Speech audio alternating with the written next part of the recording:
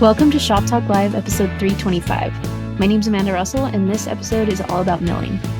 I'm joined by Brenon, Plourde, and Logan Wittmer. Brenon wrote an article for us in issue 310, which shows you how to build your own solar kiln. Unlimited members also have access in how Brenon runs his solar kiln cycles. Logan Wittmer is editor-in-chief at Popular Woodworking, who mills and dries his own lumber when he's not writing for the magazine.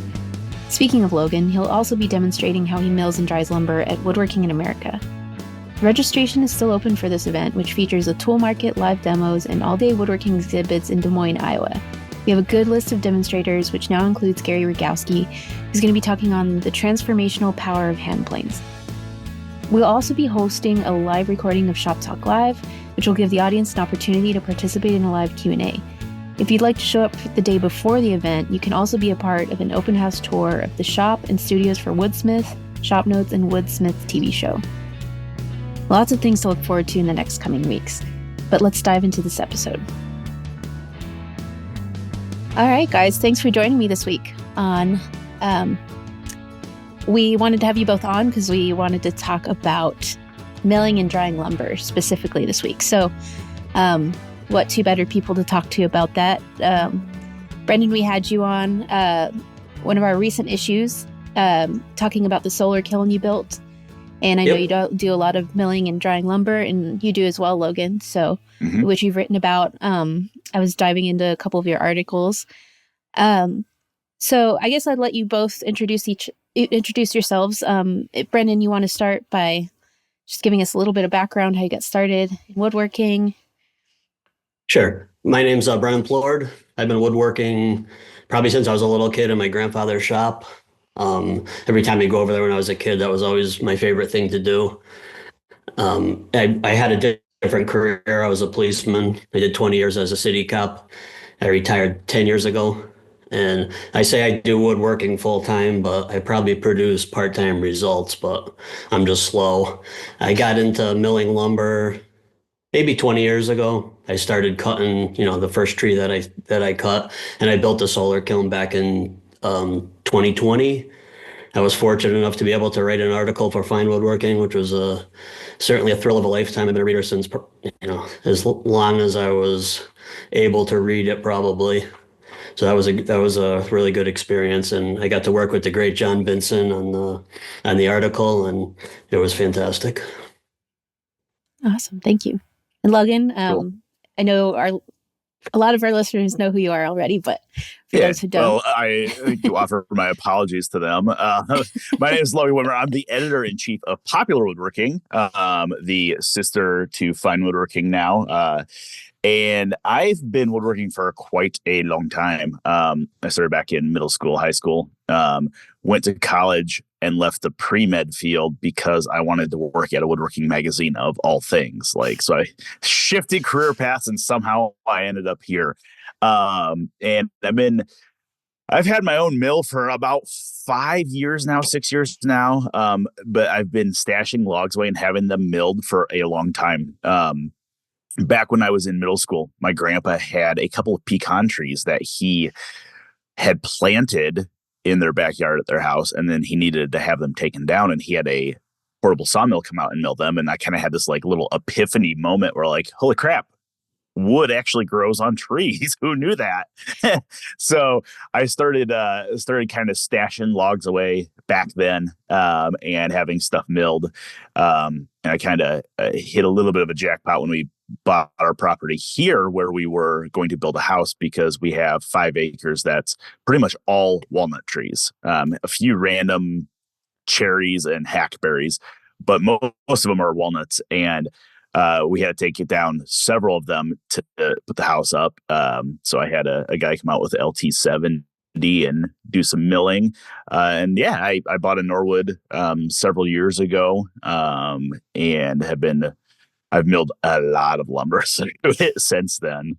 So Yeah, you'll be presenting in our event next month, Woodworking in America. Yeah, I will. Specifically that, which is awesome. I'm looking forward to seeing that. Some live milling. Yeah, it'll be fun. Yeah, and you'll be talking about drying lumber as well. Yeah, we're going to kind of cover the gamut of, looking at logs, seeing what you're looking for, what you're seeing when you look at a log, what makes a good saw log, what doesn't make a good saw log, and the milling process, maybe a little bit about milling for grade, and then talk about drying. Obviously, we're not going to have a kiln there, so I'm going to cover a lot of air drying because that's what I generally tend to do. But yeah, we're going to cover a gamut. We're going to talk a little bit about chainsaw milling as well, which is a great option for people that don't have the space or want to mess around with really big logs. Nice. Awesome.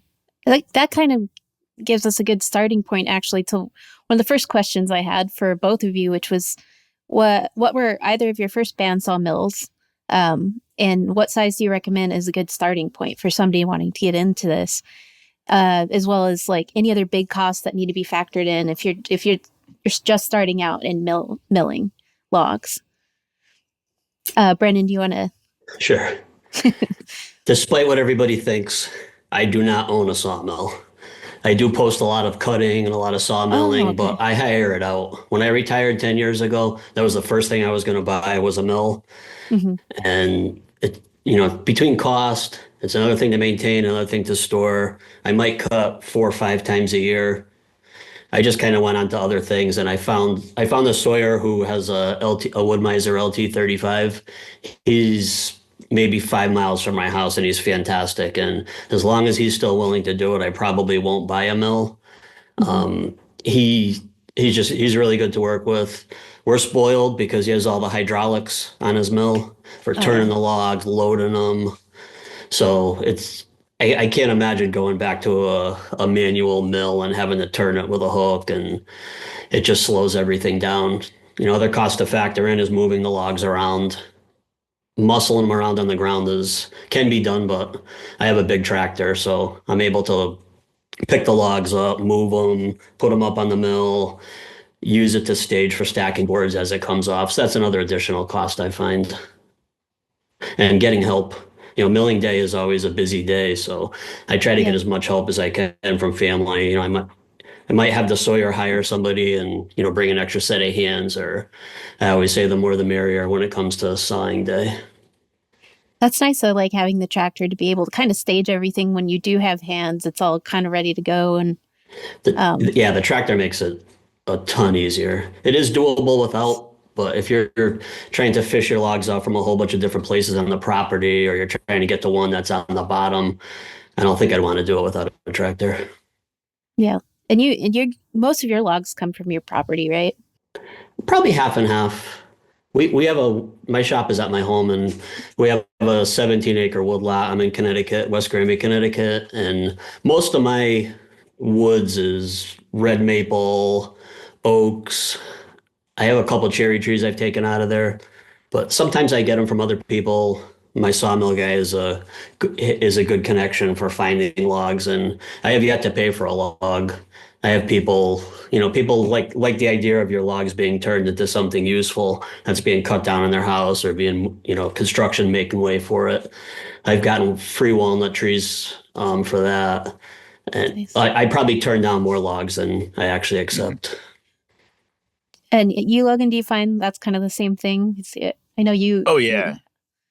Yeah, I harvest a few here.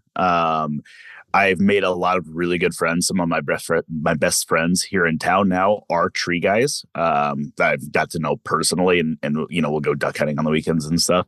And yeah, there's an abundance of logs. So again, I've never paid for a log. I know a lot of people do. A lot of people will buy walnut logs, buy cherry logs, buy white oak logs. I just don't, because like Brenon, I'm not doing this at a scale that warrants that. I'm not hurting for logs.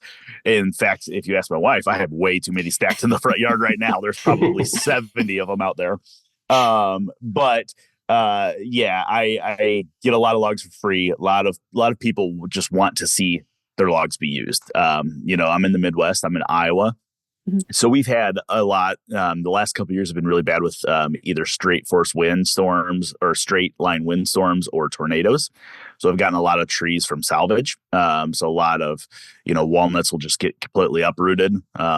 Root ball will be in the air and everything. So it's just, you help clean them up and you can take a log, which is kind of fun. But kind of back to the question on, what size I think somebody should look for on a mill and like where I think somebody should start. I did the whole manual thing. And without pointing to any brands, there are a few mills on the market that you can buy as a manual mill. And then down the road, you can add hydraulics later, which is the way I went. I purchased a mill that was a 36-inch mill, meaning it would handle a 36-inch diameter log, that's a big log. People are like, oh, I want to be able to cut 48 inches. You don't want to handle a log that big because that's a giant log. Yeah. So I bought a 36-inch mill. It has 28 inches between guides. So I can basically take a 36-inch log and turn that into a square cant and then start taking off, boards up to 28 inches wide. I don't generally do that, but I can. And yeah, after about a year and a half, I decided, okay, I've had enough of using this winch and a log roller and manually locking logs in place that I sprung for the hydraulic kit. So I have hydraulic log loading, hydraulic log clamping and turning, stuff like that. And that has saved a ton of time. But looking at size of mill that somebody should look at, I think they need to look at where they are in the US, because not everywhere has big enough trees to warrant a huge mill.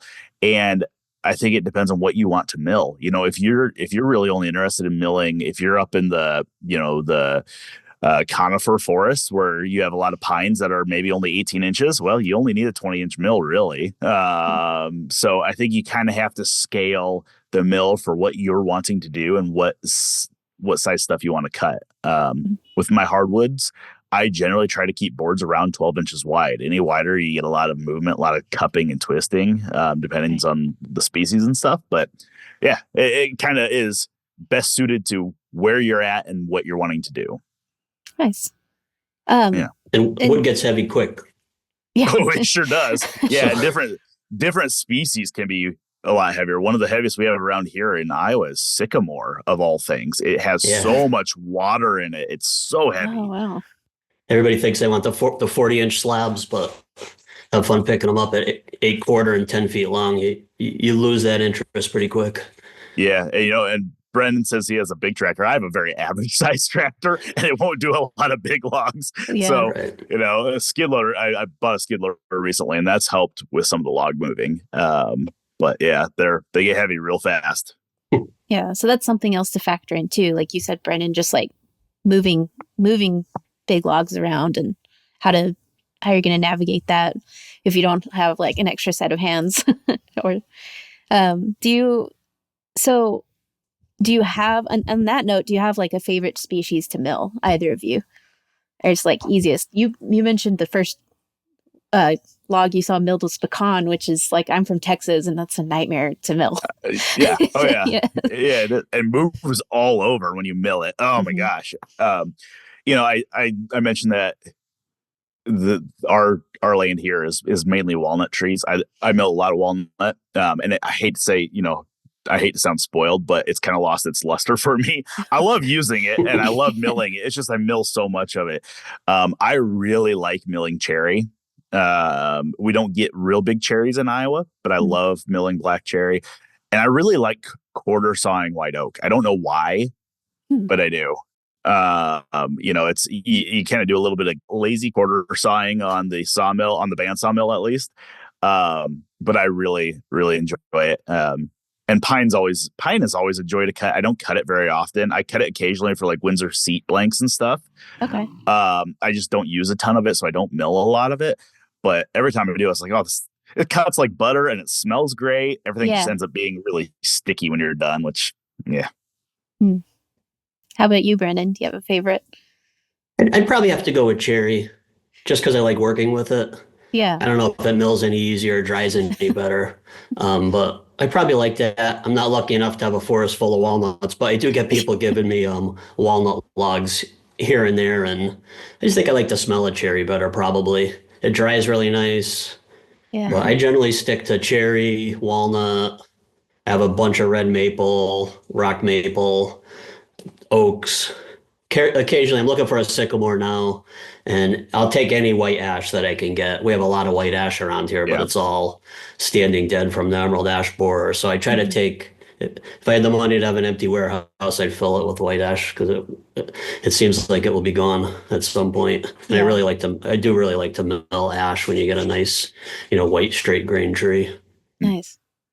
The next question's kind of in the vein of what you guys are talking about, but this question came from Chuck, and he asks, let's say someone says, I have this oak log I can mill up for you into boards, and you don't have any plans for what to do with the material other than build something when it air dries in a year or two. How thick would you ask for the boards to be milled? And this is based on a true story. And he said, I should mention I can resaw the boards and do the joining and planing once they're dried. Yeah. So what would be your answer to that? I guess for me, I'd go. I'm down to. I've cut at every thickness when I get started out. Like you start a 4-quarter, 5-quarter. I need some 6-quarter or some 8-quarter, some 8.5-quarter, and now I'm pretty much down to. I cut everything 5-quarter and 8-quarter. Okay. It's difficult for. I just find that works for me. What I need. And when you start getting into varying thicknesses, stacking becomes a problem because 5-quarter, halfway through the day when you're tired from milling, 5-quarter and 6-quarter are too close to tell the difference. And you end up with, jacked up stacks that aren't nice and flat across the top, takes up more room in the kiln. And then at the end of the day, 5-quarter and 8-quarter for me, go a little bit heavy on the 8-quarter. You might go 8.5-quarter. Mm-hmm. And I just recently on a really big red oak log that I had, I was thinking about doing a new workbench. So I did a bunch of 16-quarter on that. Oh, wow. And that has been sitting in the kiln for, it'll be a year come this winter. I don't even know if it'll dry all the way down into the middle for something that thick. The 8-quarter is the most I've ever dried on that. But so anytime anybody asks me, and I do get that question a lot on social media or people calling me and asking me, or even my sawyer will ask, hey, the guy doesn't know what he's doing with it, 5-quarter and 8-quarter, and be done with it. Nice. For those listening, Logan was enthusiastically nodding yes. So is that the same? So when I don't do it a whole lot anymore. When I first got my sawmill, I was out on the road milling for people a lot, and I just now taking over pop wood several years back. I just don't have time to do it anymore. That was always, if somebody did not have something in mind, I told them mill it at 8-quarter. You're paying me a lot less because that's a whole lot less cuts I'm making to cut it all to 8-quarter. And down the road, you can resaw it. Mm-hmm. So if you need to be able to plane it, joint it, and resaw it, you can get it down to 3-quarter stock if you want. Almost everything I mill for myself is, like Brenon said, either 8-quarter or 5-quarter. Technically, my mill doesn't have a 5-quarter scale. It's a 9/8, so it's about 1 1/8 inches thick when it's wet. So it's a really, really skinny 5-quarter. But yeah, it's one of those things. Unless you have something in mind, go thicker because you can always make it thinner.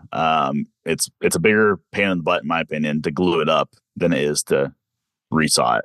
Sure. Yeah. That makes total sense.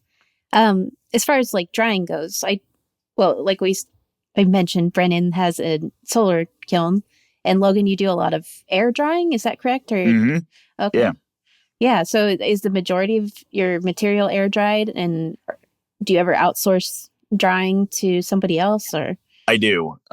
So most of my stuff, especially if I'm using it myself, so if it's like my own personal reserve collection, which there's some of that, that's almost all air dried because I prefer to work with, as a hand tool woodworker, I prefer to work with air dried stock. It works much nicer, especially doing any form of like steam bending. It's much nicer.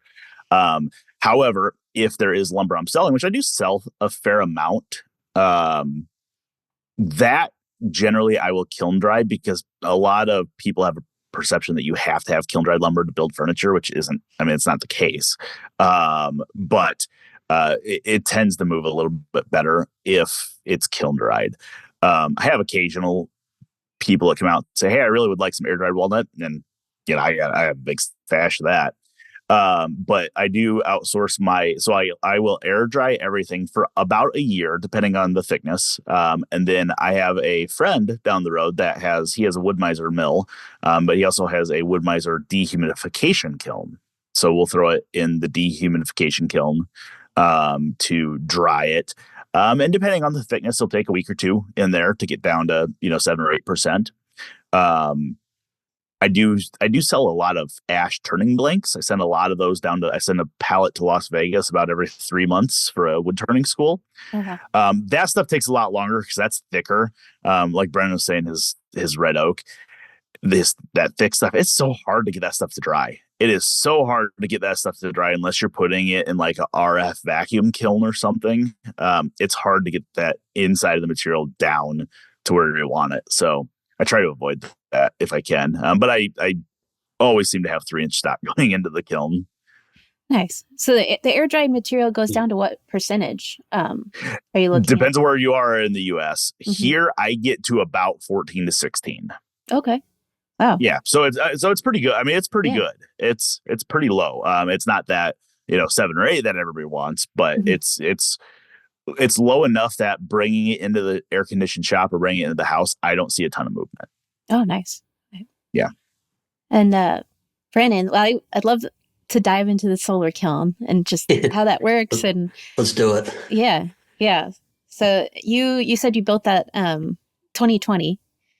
I built it in 2020. I had air dried for, probably 15 years before that. And in Connecticut, if you're really, really lucky and you catch it at the right time, you could get down to around, they say to about 13%, but it takes a long time, especially if you're doing something thicker. I started researching the solar kiln probably 10 years ago, and every time I would get into it, I would get caught up with the science of it, and this has got to be perfect, that's got to be perfect, the fan CFMs have to be exactly this, or you'll ruin it. It seems like it's all the scientific aspects of it were too daunting. Like I didn't want to spend that much money building a solar kiln and then just having it be a shed sitting in my yard. And then, early 2020, the world shut down. I was just at the right time. There's a farm in town that's from the early 1700s that the house burned down, and a friend of mine bought it and a bunch of mature walnuts on it. So he had offered them to me. And my wife's a teacher, so she was sent home, teaching from home. My youngest was in high school, and my oldest caught the exact time when the world shut down in between military bases. So he was home. So I said, well, I'm going to build it. And the worst case scenario, it becomes dry storage for the winter time if it becomes a disaster. So all the very specific parts of how it has to be built and the CFMs of the fan and all that nonsense. Well, not nonsense. I mean, it is science, but it's very forgiving where I live. I find maybe you'll find it different in other parts of the country, but for me, it's very forgiving. It's really a set it and forget it type of way to dry the wood for me. And so I built it in 2020. The first couple months of 2020, the first thing I put in was the walnut. It came off the saw, green off the saw, and went right into the kiln. And the first time, I was drying the walnut, it was really, really nice stuff. It was about a 32-inch diameter straight shot walnut. I probably had a good 10 logs between the two trees. Really, really nice stuff. I'm still hoarding it, and someday my kids will probably clean it out of my shop and wonder where it came from, because you always wait for that special project for that really, really nice stuff. And being from a farm from the 1700s, made it even cooler. So I got the kiln. The first charge that I put through the kiln, I could fit about 450 board foot-ish into it. And I was really careful. I used the oven dry method of drying a sample board down to 0 and checked it every week, checked the vents you regulate it by the vents on the kiln for how much moisture you can extract at a time, and you can slow it down or speed it up.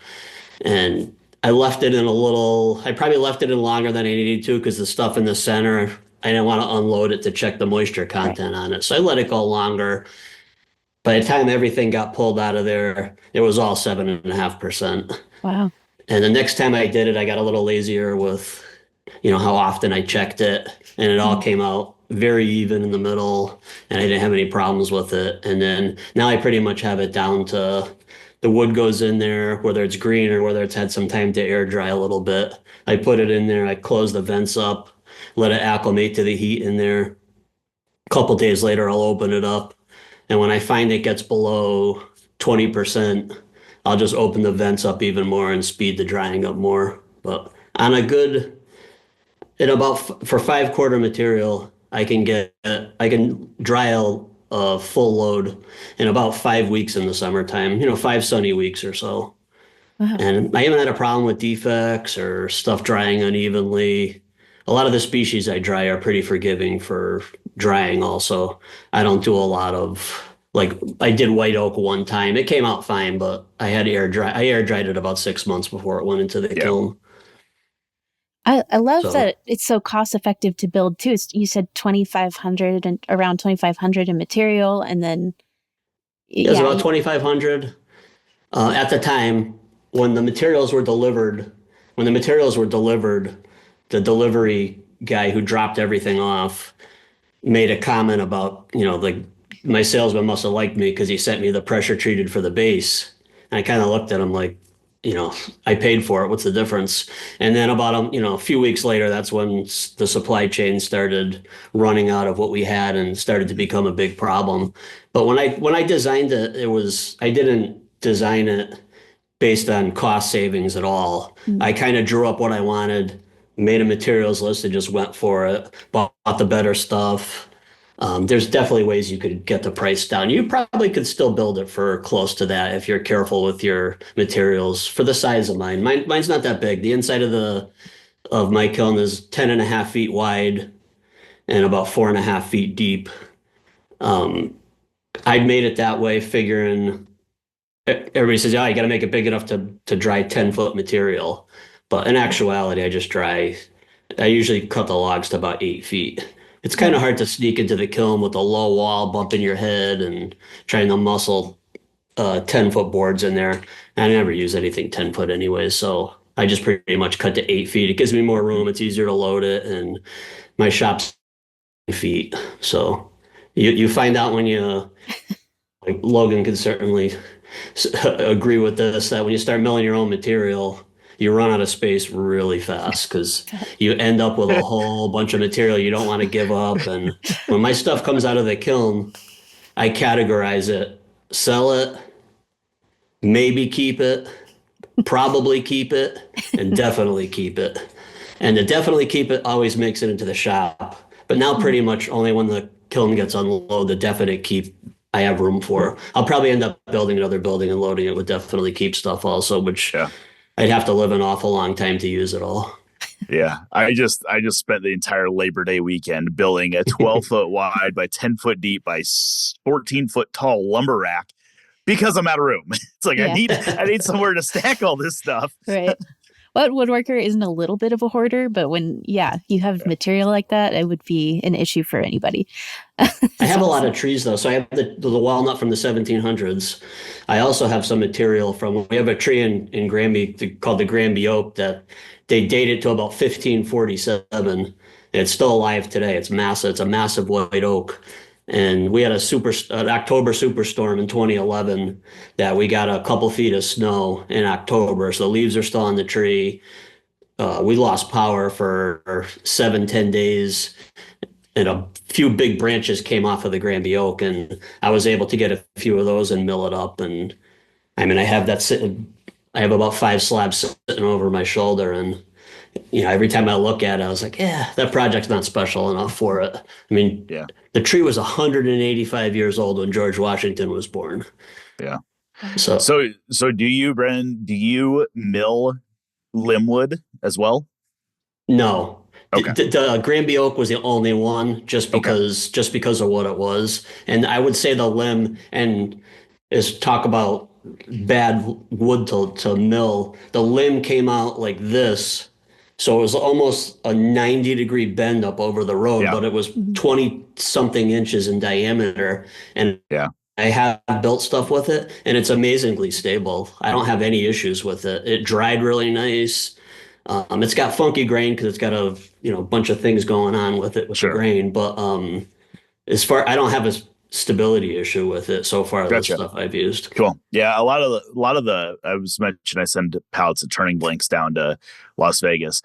I'll mill limbwood for that. If it's like, oh, hey, I know that this tree's coming down, there's some decent sized limbs, and I know I need to get an order ready for them, I will mill limbwood. But generally, I do try to stay away from that, just because there is that stability issue where stuff likes to move on you. There's some tension kind of grown into the wood and stuff like that. Like typically, from what I've understood, the best practice is anything below that first limb is like the usable material, right? Or the best material. You're not going to get as much movement or any of that. But yeah, it makes sense for stuff like turning blanks or stuff that gets cut down short. Yeah. Mm-hmm. I'm super picky with what I take because I just don't have space anymore, and I have stuff that sounded like a good idea at the time to take. When I look at it, I was like, this might be fire. This might be firewood. I'm only laughing because I know that feeling. You've spent hours crafting the perfect woodworking project. Now give it the finish it deserves.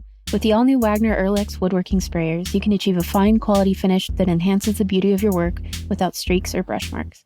Earlex has been a trusted name in woodworking for years. Now with over a decade of Wagner ownership, they're building on that legacy to deliver the best experience for hobbyists to pros.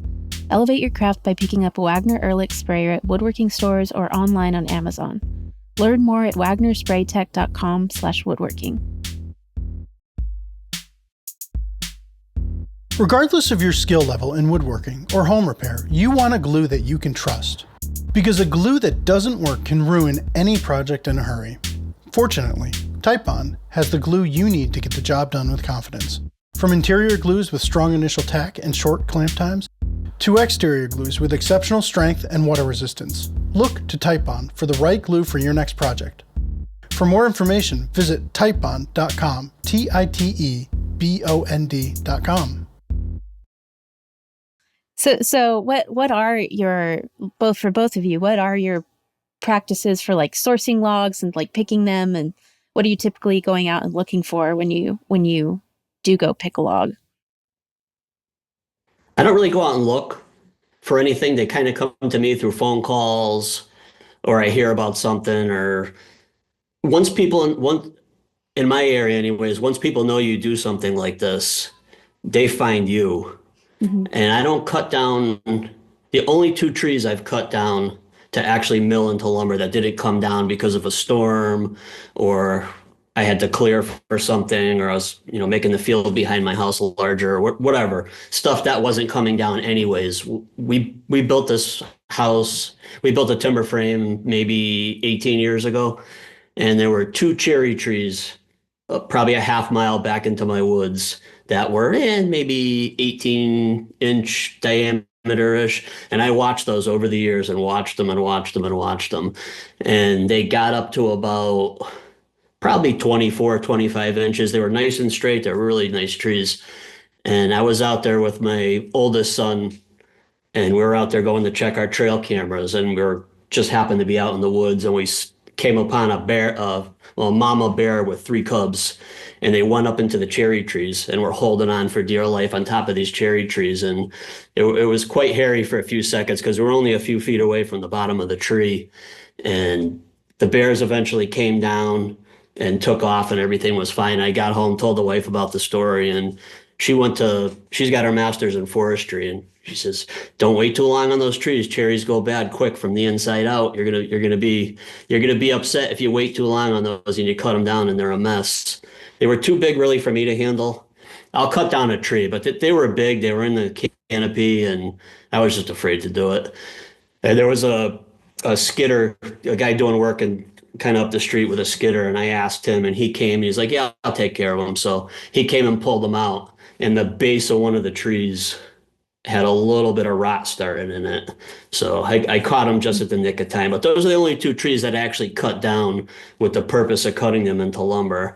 Everything else has either come to me, phone calls, or it's been stuff on my property that had to come down anyways. Yeah. I'm kind of the same way as Brennan. It's like after, especially in my position, knowing a lot of the woodworking clubs, stuff like that, I get a lot of calls like, "Hey, I'm having this tree taken down. You want the log?" And yeah, I'm gonna chalk this up to a sign of personal growth. I've started to decline a lot of them because, like, I know I have a lot already. But Generally, I'm looking for, I'm kind of cherry picking, pun intended, because I'm not hurting for the logs. I want logs that are easy to handle. Even though my mill will handle a 36-inch log, I don't want to. I want those 20-inch logs. Those are a whole lot easier, a whole lot nicer to mess around with. But we will go through and, here in Central Iowa, we have a lot of fields. We have small tracts of timber, not big tracts of timber. A big tract of timber for us is 300 or 400 acres, but it's surrounded by fields. So that we don't have a whole lot of logging that happens around here. Iowa does have some of the highest quality walnuts that are harvested in the United States, which is kind of odd. But we don't have a whole lot of logging operations that happen. So, it's very rare if you see a skidder in Iowa. It doesn't happen hardly at all. So we will go through and selectively harvest timbers. Generally, we're doing a low impact logging operation. So it's, we're identifying the trees that have reached maturity and are of harvest age. Trees they do die. They die of old age. It's not like a tree will live forever. They will die of old age. And especially in Iowa, as Brenon is saying, cherries have a tendency just to get rotten on the inside. So they hit that 20-inch mark and they're getting marked to harvest because they will go away. And we will leave, we'll leave some of them if they're hollow, that becomes a habitat tree for the owls and the squirrels and stuff.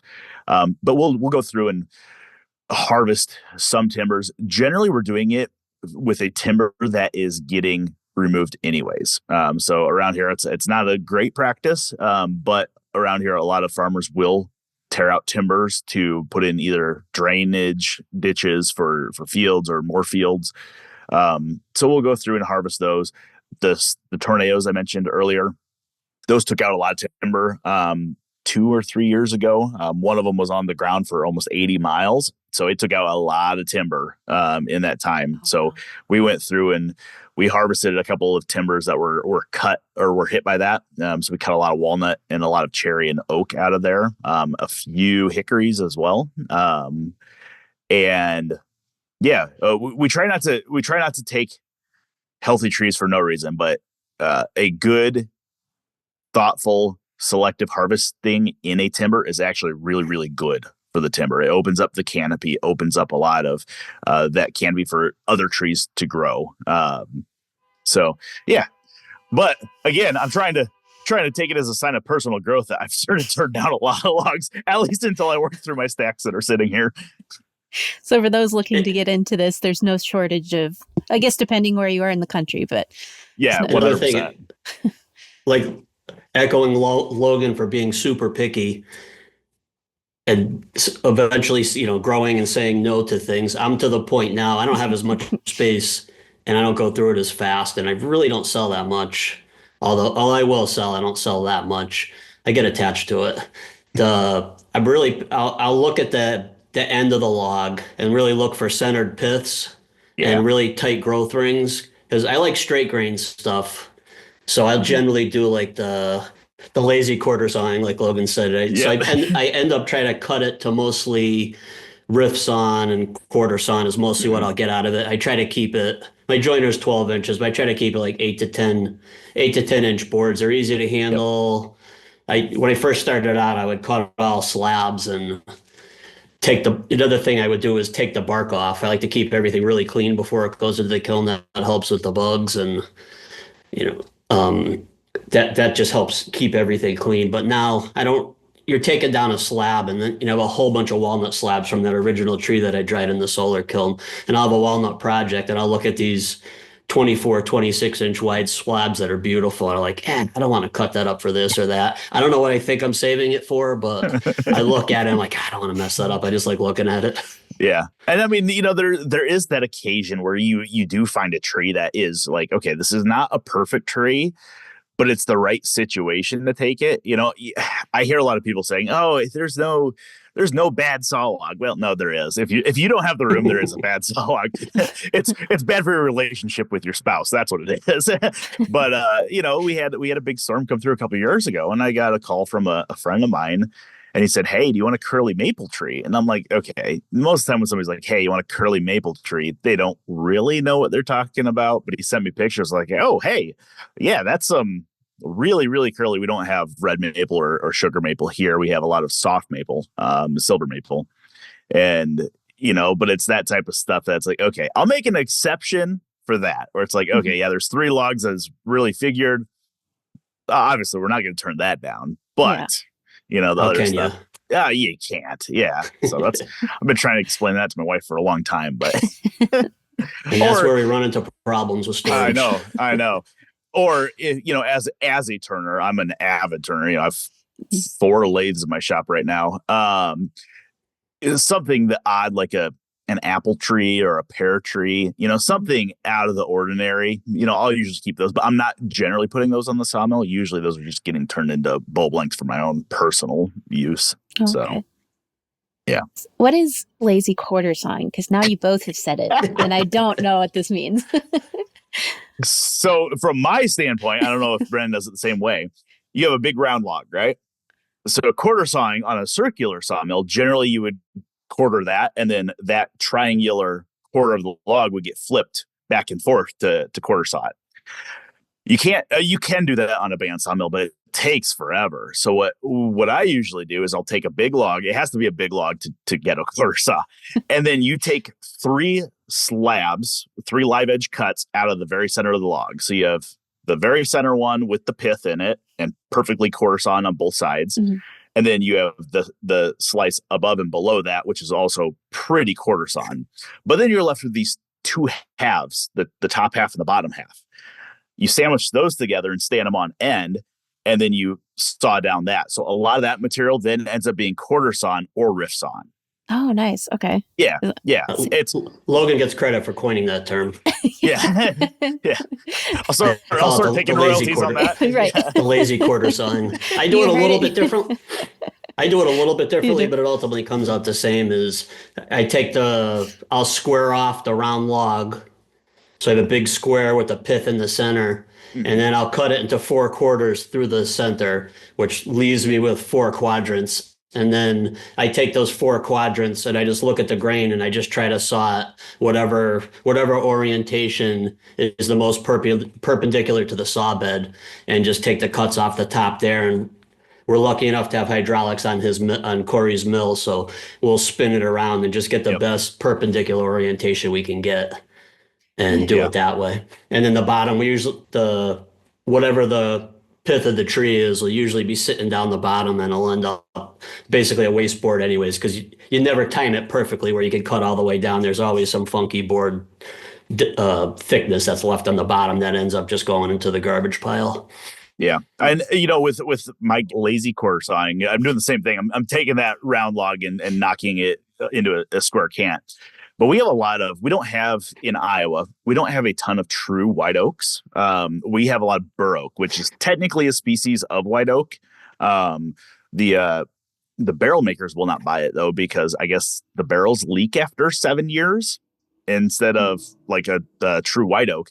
But that's the only tree that I will really quarter saw is those bur oaks.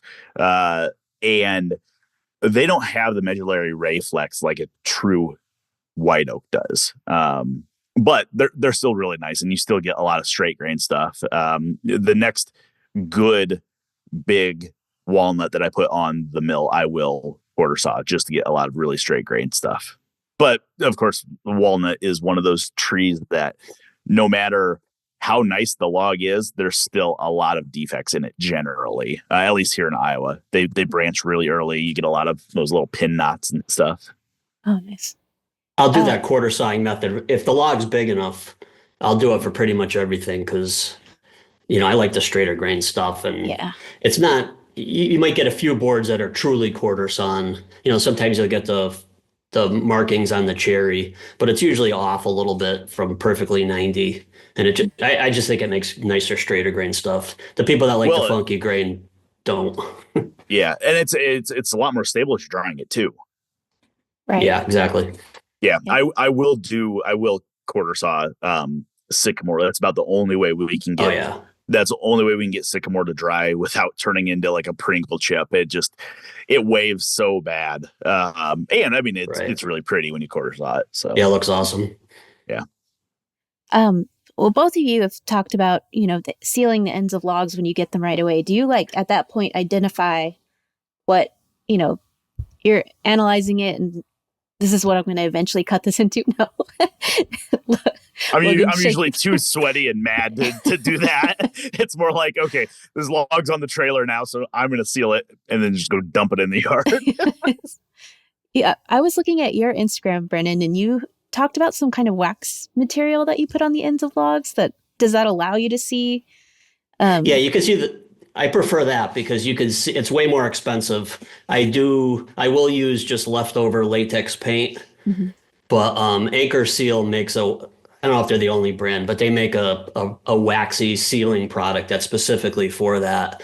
And now I'll buy it just because when I'm orienting the log, I want to be able to see the growth rings.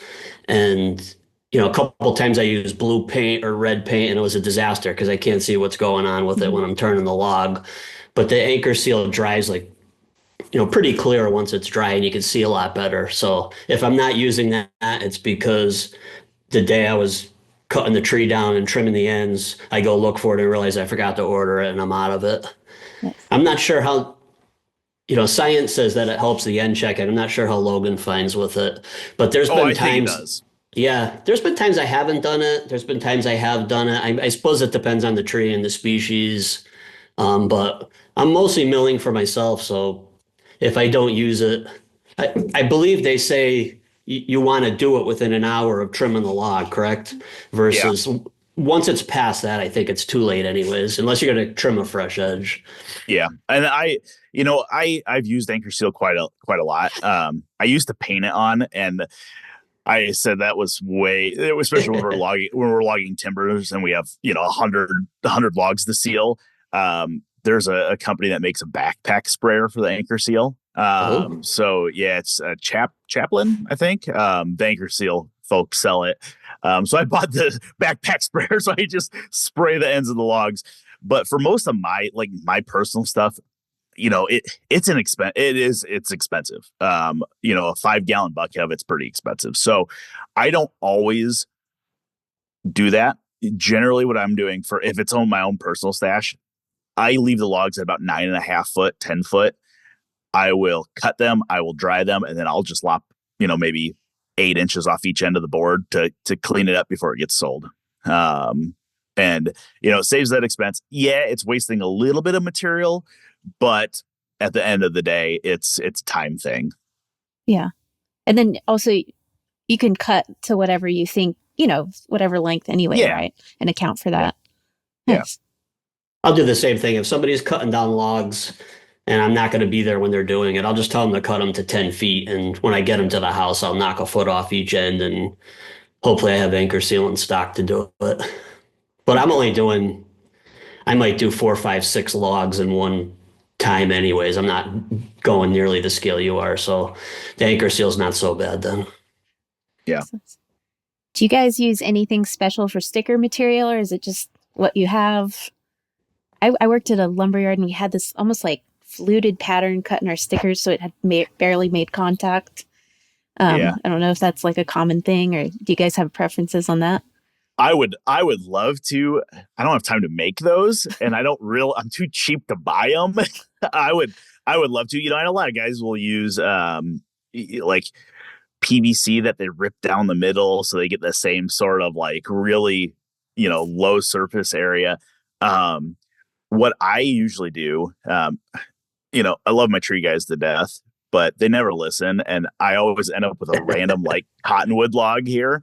So I'll cut cottonwood logs into stickers. I used to do like 3/4 or 1x1 stickers. I've started to go a little bit thinner on them. So now I'm at about 1/2 inch thick stickers, 1/2 inch by 1 inch wide, just so you don't accidentally get them flipped over, because then, as Brenon mentioned earlier, you get these stacks that are all wonky looking and stuff. But I've also looked at just buying a batch of those stickers from, there's a lot of sawmills up in Wisconsin and Minnesota, just north of us, that are going at business or consolidating and stuff, and they're just trying to clear out excess stuff. And you could buy, 1,000 4-foot long stickers for, $100. And I'm like, yeah, that would probably save me a little bit of time just doing that. But Is that just because cottonwood's soft, or does that make it better sticking material? No, it's just because it's a junk log that I don't want to mess with. Yeah. I mean, I've had sawyers come out to my place before I had my mill, and they liked to cut green stickers. So they would edge boards and then turn the edging offcuts into stickers. But standard sawmilling practices that you don't put wet stickers on wet wood, because that's a lot of surface area there that's wet and it can mold and mildew and stuff. No, the cottonwood the cottonwood once it dries is really, really hard. But it's generally because it turns like rock. It's so hard. But it's generally that those logs are usually really, really straight. I can get a lot of stickers out of them. What I'll do is I'll just rip them into 8 or 4-quarter boards, then stand them on edge on the mill and just start ripping off 1x1 strips, and then chainsaw them to length, and I'll put them on a pallet generally out here in the yard and just let them air dry for 6-8 months before they're ready to use. Nice. How about you, Brenon? Well, stickers are one of the paths that held me up from, you start getting the analyzing on the internet of it's got to be fluted, it's got to be this, it's got to be that. And what it comes down to for me now is hardwood stickers. I do 3/4 inch square, and they have to be dry. And when I need them, I just make them in the shop. I have walnut stickers, cherry stickers. I have pretty much everything. But like Logan said, you want them to be dry. Otherwise, they'll mold underneath. And then as they start to get beat, I leave them in the kiln so they stay dry. And I have a whole bunch of extras sitting in there because depending on what thickness you're putting in there, you have different numbers of stacks you're going to need. Those stay in there when they get beat up a little bit, or when they start having problems or bending, they'll go into outside stacks, and I'll just make some more for the kiln. But I thought I had full intentions of doing running it across a router table with a bull nose and fluting the bottom and the top, and I just never. It's like on the list of projects that I'll probably never get to, and I don't think it's really needed. I don't have a problem with sticker stain, or I don't really think it makes that big a difference, especially in a solar kiln. The solar kiln is so slow and forgiving that, I mean, maybe more airflow. If you're drying it faster, maybe you would get maybe it wouldn't dry as evenly under the sticker. I don't know, but I don't find it to be an issue. Just 3/4 inch square is what I use. I tried doing 1 inch by 3/4, but then I kept screwing up which orientation and messing up my stack. So 3/4 by 3/4 now. Yeah, I've never had problems with sticker stain or anything air drying my stuff. The most that I'll get is, because everything here is walnut trees. They're dirty. They're messy trees, especially when the walnuts start to fall, which I'm surprised none have hit the roof here while we're recording this. They tend to pool around the stickers, but it's a surface stain and it's not a true sticker stain. A lot of times those sticker stains will go clear through the board. They'll go, you'll have to plane it down to 1/2 inch to get rid of them, and never had an issue with them. So, and I have found that using dry stickers towards the ends of the stacks, maybe an inch or two from the end, will help reduce the length of any end checks that you get as well. I don't know if it just adds a little bit of barrier to the airflow and it slows down that moisture. It definitely helps though. Nice. Logan, with your air drying mostly out in Iowa, do you have any problems with do you have bug issues out there, or? No, technically the Iowa State Forestry Department says we do have powder post beetles. I have never ran into any issue. The most that we will get occasional. There's a certain beetle that likes the sapwood of walnut, doesn't touch the heartwood, but it likes the sapwood. But they come in and they just leave. Like you'll have some slabs standing up against the wall, and there'll be a little bit of sawdust on the concrete next to them. And when you move it, there won't be any more. So we do get these little. They look like little wasps. They like to bore into ash. They're not emerald ash borers, but they're like these little black and yellow striped bugs. But none of our bugs around here stick around. They don't stay in the lumber once it's been dried. Huh. I don't really have an issue with, I air dried also, and I didn't really find every now and then in red maple, there's a certain beetle that gets in there that'll bore its way out and fly away, and they don't repopulate in the wood.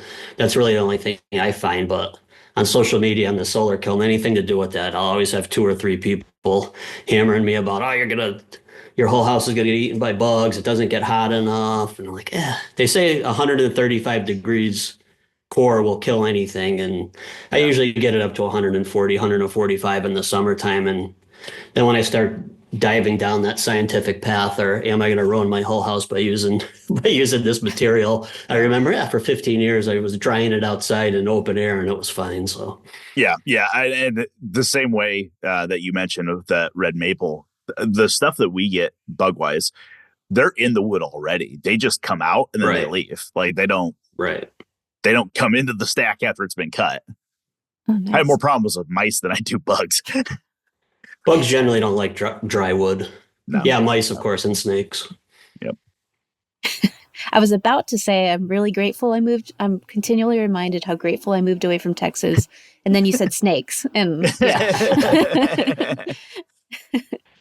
Well, we came up on time really quickly, and I have a ton more questions, but I think we're going to have to wrap it up for now.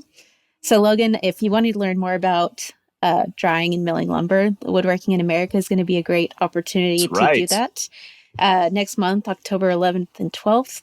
And Brenon, where can people find you? Well, I live in West Granby, Connecticut. You can find me there. I'm on Instagram at A91 Customs. I post a fair amount of sawing and solar kiln videos on there.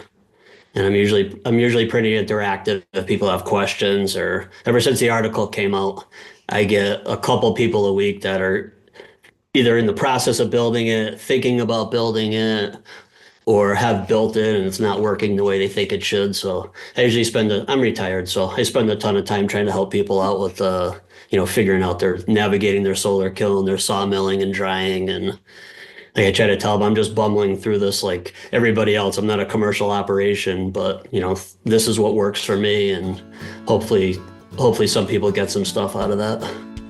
Awesome. Well, thank you both for joining me. And I will be putting more details about the kiln and information in the show notes. But I really appreciate you guys both coming on and talking. Thanks, Amanda. It was fun. Thank you. That wraps another episode of Shop Talk Live.